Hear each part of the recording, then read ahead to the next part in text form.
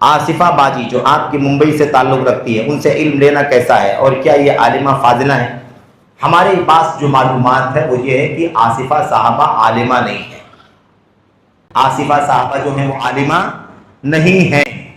ان کے شوہر سے ہماری بات ہوئی تھی، انہوں نے خود بتایا تھا کہ ہماری بیوی آصفہ صاحبہ یہ عالمہ نہیں ہے، جماعت تبلیغ سے کئی سالوں تک جڑی رہیں، جماعت تبلیغ سے وابستہ رہیں، جماعت تبلیغ میں آتی جاتی رہیں، جماعت تبلیغ کی سرگرمیاں جو ہوتی ہیں، فضائل اعمال، تبلیغی نصاب پڑھنے پڑھانے کی، وہ سارے کام کرتی رہیں، اور اس کے بعد اہل حدیث عالم کی تقریر، غالباً معراج ربانی صاحب کی تقریر سن کر کے اہل حدیث ہو گئی۔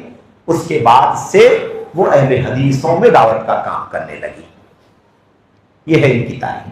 اب سوال یہ پیدا ہوتا ہے کہ جب تبلیغی جماعت میں 10 سال 15 سال 20 سال گزرا ہے تو اہل حدیث ہونے کے بعد بھی تو 10 سال گزرنا چاہیے کہ نہیں گزرنا چاہیے؟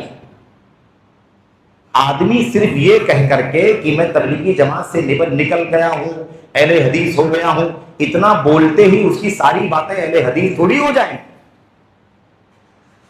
اس کی دعوت، اس کی تعلیم، اس کا پڑھنا، اس کا بولنا، اس کی تقریر، اس کا خطبہ، اس کا ہے نا، اس کی مجلسیں سب کیا ہو جائیں گی؟ اہل حدیث ہو جائیں گی۔ ایسا کچھ بھی نہیں ہے نا۔ تو 10 سال 20 سال تک کوئی آدمی جماعت تبلیغ میں تھا، جماعت اسلامی میں تھا، اگر اللہ نے اس کو توفیق عطا فرمائی کہ وہ اہل حدیث ہو جائے تو اہل حدیث ہونے کے بعد اہل حدیث علماء سے بھی علم حاصل کرنا چاہیے، مدارس سے علم حاصل کرنا چاہیے، علماء سے علم حاصل کرنا چاہیے، تاکہ وہ اہل حدیثیت کے علم میں پختہ ہو جائے۔ اہل حدیث کا عقیدہ، سنت، منہج، حلال حرام ہے کہ نہیں، اس کے بعد اسے دعوت کا کام کرنا چاہیے۔ بات سمجھ میں آ رہی کہ نہیں آ رہی؟ یہ ہے اس کا مسئلہ۔ تو یہ عالمہ فاضلہ نہیں ہے۔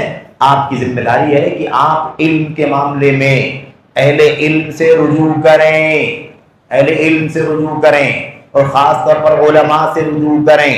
عالمات سے، فاضلات سے جو نہیں ہیں ان کی بات ہی نہیں کرتا، جو ہیں عالمات فاضلات ان کے بارے میں بھی جب تک پورا یقین نہ ہو جائے صحیح معنوں میں کہ ان کا علم، ان کی دعوت، ان کا مشن، ان کا منہج، ان کا مدرسہ ہے نا، ان کا استاذ کون ہے، کیا ہے کہ نہیں، ان کا اٹھنا بیٹھنا چلنا پھرنا کیا ہے، ساری پوری طور پہ اطمینان نہ ہو جائے، تب تک آپ ہر کسی کے پیچھے، ہر کسی کے درس میں حاضر ہونے اور دوڑنے بھاگنے کی کوشش نہ کریں۔